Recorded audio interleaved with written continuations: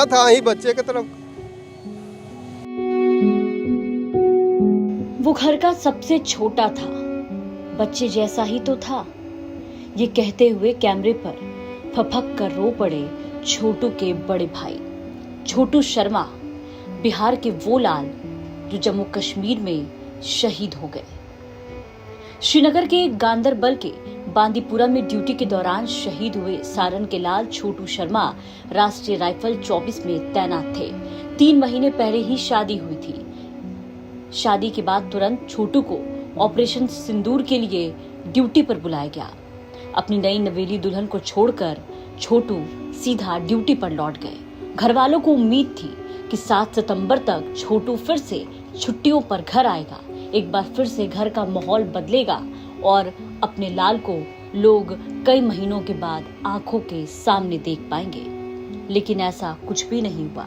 छोटू के आने के पहले घर पे फोन आया और ये पता चला कि छोटू अब इस दुनिया में नहीं है। छोटू शहीद हो चुका है। 7 सितंबर को घर पर लौटने की उम्मीद थी, लेकिन इससे पहले ही छोटू का पार्थिव शरीर तिरंगे में लिपटा हुआ गांव पहुंचा।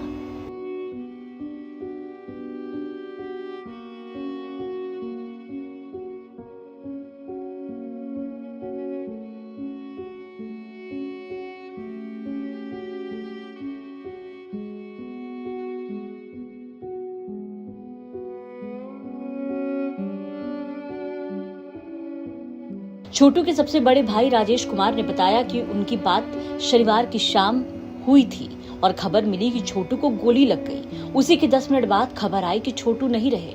वो मुझसे 20 साल छोटा था, मेरे बच्चे की तरह था, बल्कि मेरा बच्चा ही था।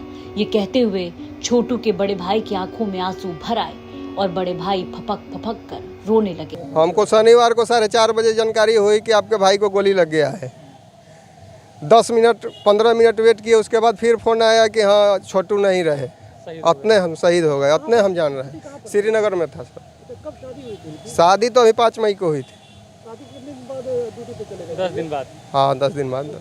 हाँ इधर आप लोग कोई बातचीत नहीं हुई थी? नहीं, हमसे बहुत छोटा, हम तो बात बोलिए थे। टाइम आपसे कब बात? नहीं, हमसे बात नहीं होता था। हमारे छोटे भाई सब लोग से बात होता था। हम जरूरी पड़ता था तब ना हम बात करेंगे, ये सब लोग से बात होता था। 20 बरस छोटा था। बच्चे की तरफ थे आपके? हाँ बच्चा था ही बच्चे की तरफ।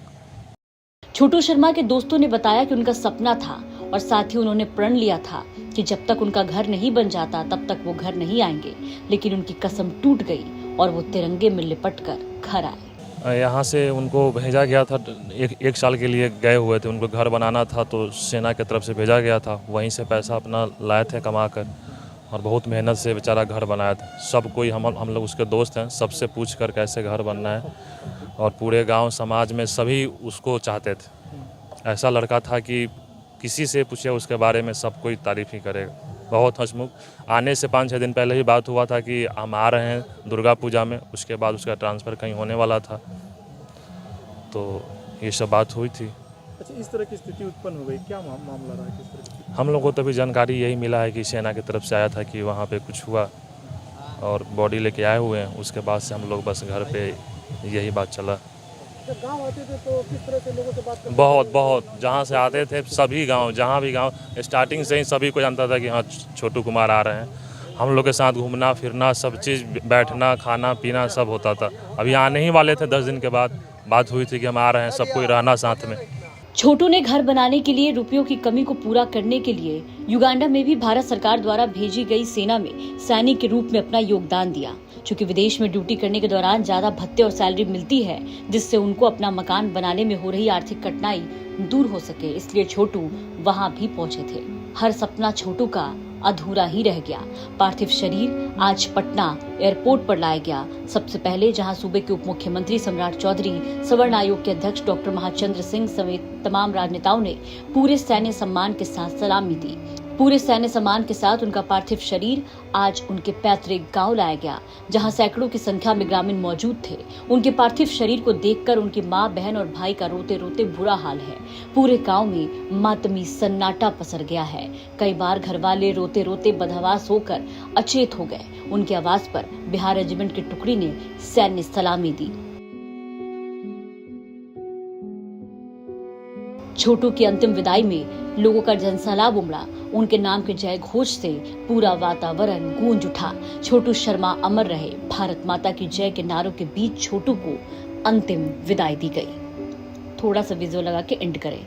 छपरा से आलोक जायसवाल की रिपोर्ट, बिहार तक।